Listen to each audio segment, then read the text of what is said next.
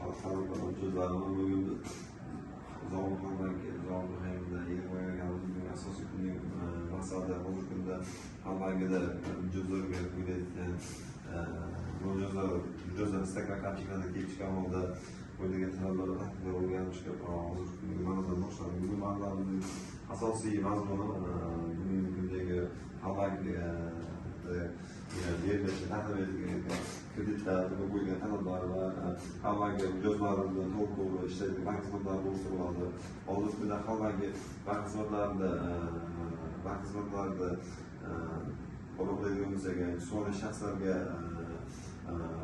banklarimiz 7-8 xil turdagi bank xizmatlarini ko'rsatamiz. Bir vaqt o'zida valyuta bog'liq amaliyotlar, mijozning investitsiyaning she'r bog'liq amaliyotlar, kredit tashish amaliyotlari bor, plastik karta taqdim etish va plastik kartaga doir amaliyotlarimiz bor.